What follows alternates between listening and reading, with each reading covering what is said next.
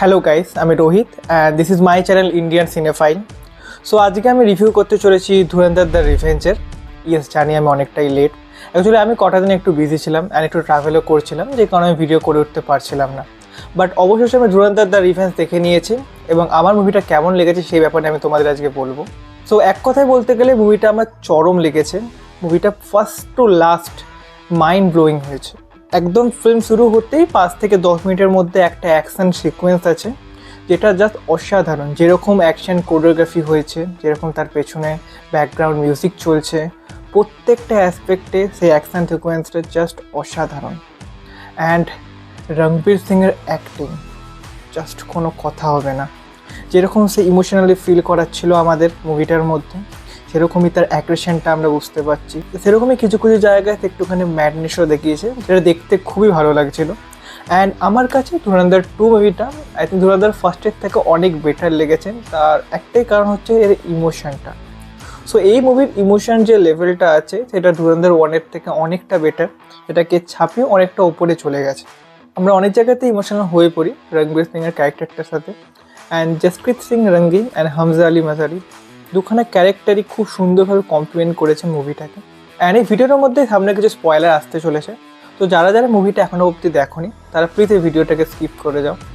হ্যাঁ, কিছু জায়গায় মুভিটা আমার একটুখানি এক্সপেকটেশন লেভেলটার উপরে যায়নি, যেমন উজদার বালোচের ক্যারেক্টারটা।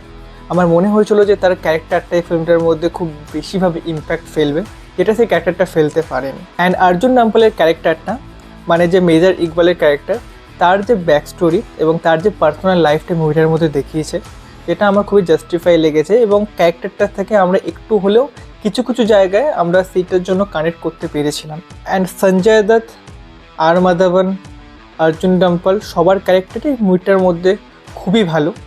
অ্যান্ড স্পেশালি যাকে মেনশন না করলেই চলে না, জামালি যে ক্যারেক্টারটা, সেটা জাস্ট মাথা ঘুরিয়ে দেবে।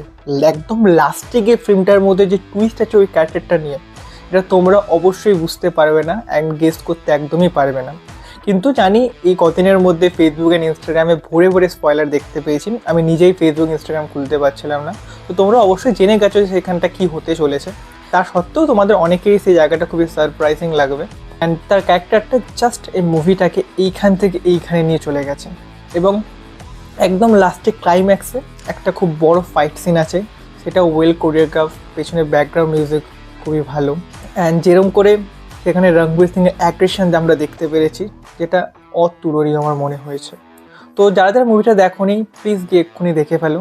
রিকোয়েস্ট করবো পাইরেটেড তোমরা দেখো না, হলে গিয়ে দেখো। অনেকের মুভিটার পেছনে অনেক হার্ডওয়ার্ক আছে, আমাদের অবশ্যই এই ধরনের মুভিকে সাপোর্ট করা উচিত। সো অনেকদিন ধরে ইন্ডিয়ান সিনেমাতে সে একঘেয়েমি মুভি হয়ে যাচ্ছিলো, যেমন কেজিএফের পর থেকে সবাই একই ধরনের মুভি করতে চাইছিল। বাট আমার মনে হয় যে এই মুভিটা সেই ডিরেকশনটাকে একদমই বদলাতে চলেছে।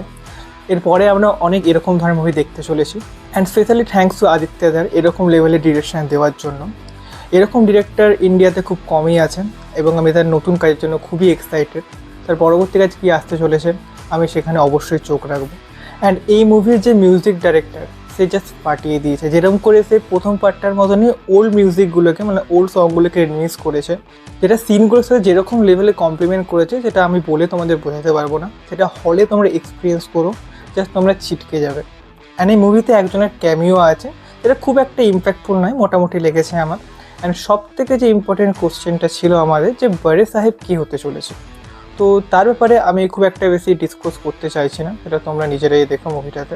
তো স্টারের কথা বলতে গেলে এই মুভিটাকে আমি দিতে চাই 4.5 আউট অফ 5। মুভিটা আমার প্রচণ্ড ভালো লেগেছে। তো যারা যারা এখনও মুভিটা দেখোনি অবশ্যই গিয়ে মুভিটা হলে তোমরা দেখো, হলে তোমাদের একটা আলাদা এক্সপিরিয়েন্স লাগবে। সো আমি নিজে যে হলে মুভিটাকে দেখতে গেছিলাম, সেখানে প্রত্যেকটা সিনে অডিয়েন্স খুবই এনজয় করছিলো মুভিটাকে। প্রত্যেকটা সিনে তারা সিটি দিচ্ছিলো, হাততালি দিচ্ছিলো। তো হলের এক্সপিরিয়েন্স অবশ্যই একটা আলাদা, যেটা তোমরা কখনোই ফোনে দেখে বা টিভিতে দেখে পাবে না। আজকের জন্য এটুকুই, দেখা হচ্ছে আমার নেক্সট ভিডিওতে। বাই।